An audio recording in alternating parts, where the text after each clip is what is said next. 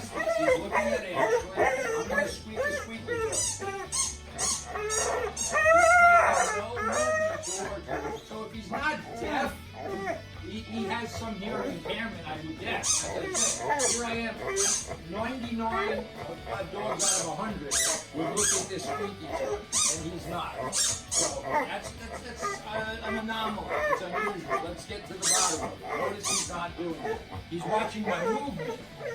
Go ahead, see if you can get his attention. He can't. Yep. That's fine. That's the end of this video for today.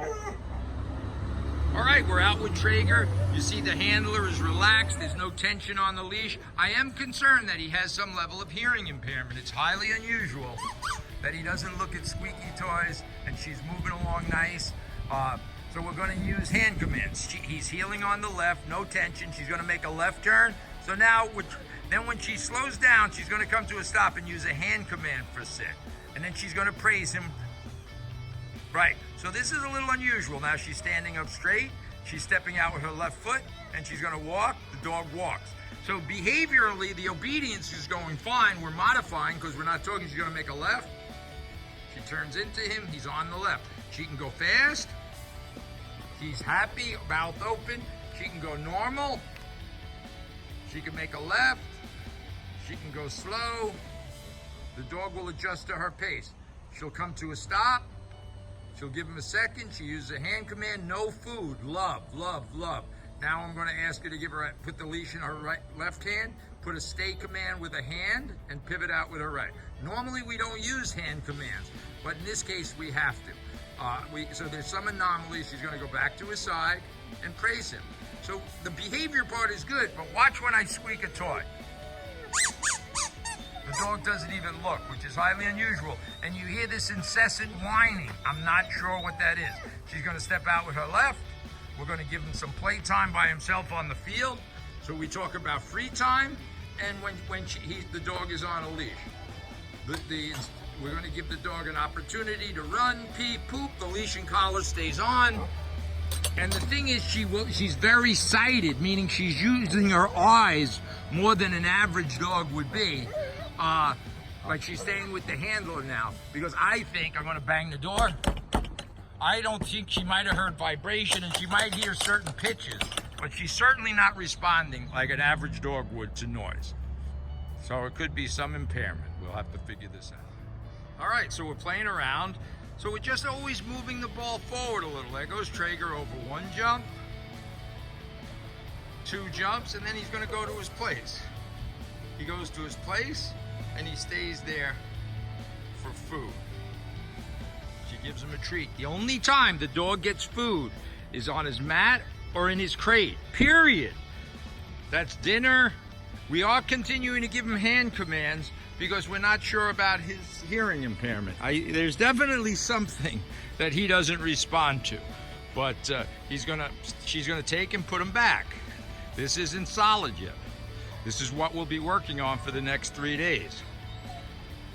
And it's nice and relaxed. She walks away. When she turns and gets low, the dog will come to her. Then you love the dog when you're down low. You don't touch the dog unless his 4 feet are on the ground and he comes to you. That's when the love happens. Great, great training.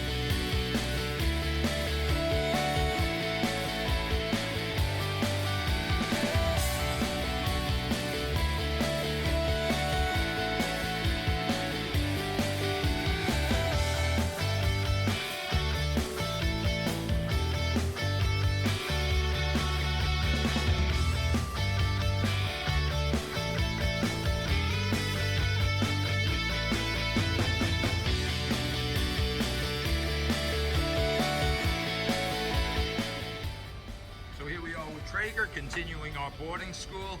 We're kind of wrapping up. We're putting all the pieces of the puzzle together. Here he is on his placemat in the parking lot, and we're doing distractions. You know, he does respond to certain noises. I don't know if it's the vibration or the pitch. Most important, the leash and collar is always on until he's got all these behaviors solid. That's both inside and outside the house. When we tell him to go place, he goes to a mat or a kennel, and that's the only place in the world that he gets a treat. He still whines, but that's not something we're worrying about. It actually is getting significantly better, but he does still whine. So I'm gonna wait for a dog to come out and we'll see how he... All right, so again, there's a lot of distraction. There's Traeger. You see his ears come forward when he sees another dog, but he's not getting up. He's on his place. That's a mat where he only gets his food. So this is pretty nice, and he should be able to stay there for about 20 minutes easily. We notice he's in the shade. Obviously, if there's a loose dog, then that's not fair, but this should not distract the dog. So this is an amazing, I think an amazing point of obedience, solid. Okay, so Traeger's been there for about 20 minutes. He eventually stops whining. Now we move the distance. Ashley's about 20 feet away. She's gonna get low and see if he comes. Go ahead. Leash and collar has to be on. Take the collar off, take the leash off, and you go backwards.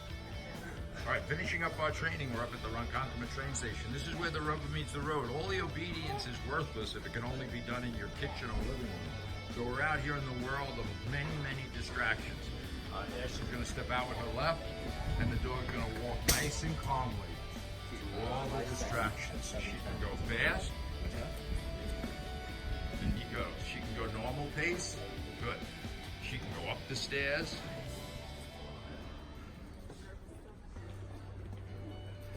She can go right or left, whatever she wants. She can go down the stairs. So this is huge. Notice she's relaxed. There's no tension. There's birds, there's people, there's different surface changes, there's echoes, and Traeger's just handling this perfectly well. We're going to go through this. Remember, this is a dark tunnel with light and different surfaces. So he's doing great. We're going to take him to a place. She corrects him when he gets distracted by movement. Dogs get distracted by movement and sound. So we're going to give notice his tail is up, his mouth is breathing. She's going to, everything is initiated by her. There's a lot of distraction. She's going to put him in his place. Remember how nice this is. He's taught to go to this place. You have to reinforce this. If you don't do this correctly, he's not going to do it. She gives him a treat. The only time he gets food is with his treat. Now, if she wants to hang out with him, she can go sit down next to him and have a love fest. You want to talk to your dog? You want to touch your dog? You want to love the dog? You get down. When she stands up, she's going to give him a stay command and walk away and turn your back and go. And this is a beautiful park-like setting. When she wants him, she'll just get a little closer for now, get low, pick up the leash, and off she goes. So it doesn't get better than this. He's happy. How do you know? Look at him. Does he look oppressed? This is not heavy-handed training. This is balancing out. Traeger! Notice that there's a lot of sounds that he's not reacting to. I'm gonna cut, and we'll see what else.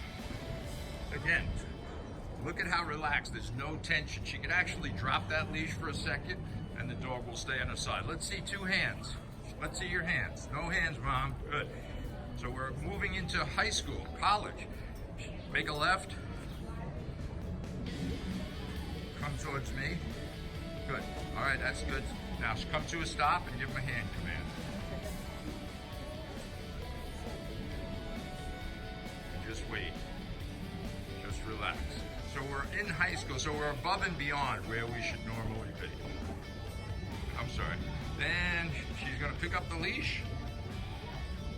She's just gonna step out with her left foot. There's no tension, and he will follow right along. Right along. He's not distracted by noise. He's not distracted by movement, people, animals. He's perfect relaxed. He's on his way to high school. Make a left, come to a stop. Oh, move. America's Most Wanted. Drop the leash. come over towards me. Come over, nice and relaxed. Help him. Good. So he made a slight mistake. He made a slight mistake. Here comes a train. What is that? It's a pterodactyl. He's not moving. I'm Mike Wood, the mayor of Hounds Town USA and director of training at Hounds Town University. Here we have our little friend Traeger, who, you know, has some little idiosyncrasies. We're finishing our training. He's doing very well obedience-wise. However, the whining, and I'm not 100% sure if he has a hearing impairment or not. So here's our top 10 list. Don't look, talk, or touch. So in many ways, a deaf dog is actually better off because it prevents humans from talking to them if they don't hear anyway. So they don't speak English. So for everybody, don't look, talk, or touch your dog unless the dog you want to interact with the dog. The dog is always in one of two places: under your supervision, on a leash and collar that drags, or in his den. Good boy. Good boy. Good boy. Go place. Place, place. So he goes to place on this mat. This is the only time he gets a morsel of food is when he goes to his place. So if you have, that's it. Every food, every feeding. Now, as you can see, we're supervising him. So his leash and collar's on, he's still not allowed out. When I want him, I lower my gravity. Okay, good boy, good boy. I help him. Good boy, and then I love him. I get low. This is when I touch and talk, when I'm low. When I stand up, the dog becomes invisible. He doesn't get lured into his crate. He goes there voluntarily. So, I'll demonstrate that. I stand up. Good boy. And there's a tendency to talk, even though I don't know if he hears. I point, and he goes in his crate, for which he gets his food, his regular meal. You do this intermittently and randomly. You don't put a dog in a crate when you go, just when you're going to bed or just when you're leaving the house. Now, I close it. Now I can go take a shower, do whatever I'm going to do. So that, and it should be in a quiet place, not in the middle of Grand Central Station. We're doing this for demonstration purposes. So it should be in a quiet place. Dog must be released, so he can't come out unless I release him. It looks like this. Okay, good. Okay, I got low, and he's still a little uncertain with me. Frankly, he works with Ashley more than he works with me, so he performs better with her. So now he's free to roam around. Good boy. Dogs should never cross human boundaries, meaning he shouldn't be jumping on furniture. Everything's initiated by us, so I'm going to get low and see if he'll come to me. Good boy. Yeah. So that was the initiation. He comes to me, and I love him when I'm down here. When I stand up, he becomes invisible. Stepping on my top 10 list. Whoop, good boy. Every time must be initiated. Never yell. So that's a kind of a good part. I have had a completely deaf dog once before, and then they're required to pay attention to you. So they actually make better obedience. They're not distracted. Dogs need to adapt to us. We can't become dogs, so they have to learn the rules of the house. And when you're consistency, set balance for the dog. That's it. He's done. Going home tomorrow. He's getting a bath. Good job, Ashley, Professor.